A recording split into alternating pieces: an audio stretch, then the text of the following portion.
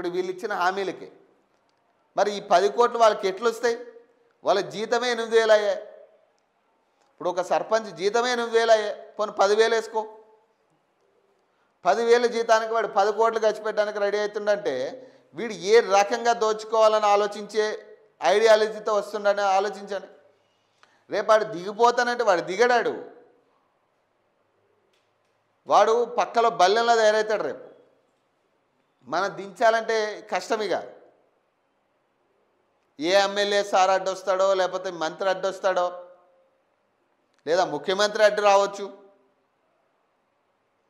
ఈ మొత్తం సినారీలో నాకు అర్థమైంది ఏంటంటే ఆ 3,000 కోట్ల మీద వీళ్ళ కన్నంతా ఉంది.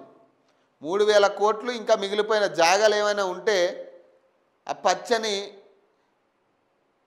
భూమి మీదే వీళ్ళ కళ్ళు ఉన్నాయి. ఇప్పుడు ఇక వీడు వచ్చేటోడు ఏం దోచుకోవాలి? ఇక అవే కదా ఊర్లో ఉండే. కొత్తగా పథకాలేమీ వాళ్ళు ప్రవేశపెట్టే అర్హత వాడికి ఉండదు. వాడు సొంతంగా ఇచ్చేవే తప్పితే ఈ ప్రభుత్వ పరంగా ఇచ్చేవేం కాదు. మరి సొంతంగా వాడు ఎట్లా ఇస్తాడు? వాడు ఏకగ్రీవాలు జోరందుకున్నాయి. వేలంపాట ద్వారానో ఊర్లో ఆలయాన్ని నిర్మిస్తామనో హామీతోనో అభివృద్ధి పనులు పూర్తి చేస్తామనే హామీతోనో ఒక్కరే నామినేషన్ వేయడంతో పలు చోట్ల అభ్యర్థులు సర్పంచ్గా ఏకగ్రీవంగా ఎన్నికవుతున్నారు. నిజామాబాద్ జిల్లా 10 గ్రామ పంచాయతీలు, కామారెడ్డి జిల్లాలో 5 గ్రామ పంచాయతీలు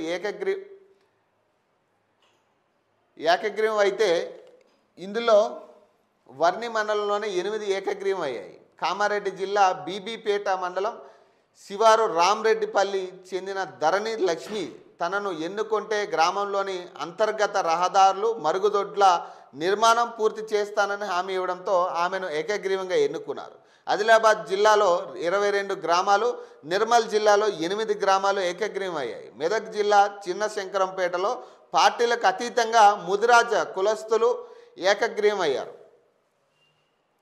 తమకు ఎప్పుడు అవకాశం రాలేదని ఈసారి అవకాశం ఇవ్వాలంటూ హేమ దుర్గపతి అనే వ్యక్తిని అభ్యర్థిగా నిలబెట్టారు. ఖమ్మం జిల్లాలో వేలంపాట రహితంగా 6 గ్రామాలు, జనగామ జిల్లాలో 6, వరంగల్ జిల్లాలో 5, మహబూబాద్ జిల్లాలో 3, మహబూబ్ నగర్ జిల్లాలో 2, ములుగు జిల్లాలో అలాగే భూపాలపల్లి జిల్లాలో 1 గ్రామం చొప్పున ఏకగ్రీవం అయ్యాయి. నల్గొండ జిల్లా కొండమల్లెపల్లి మండలం చిన్న అడిసర్లపల్లి గ్రామంలో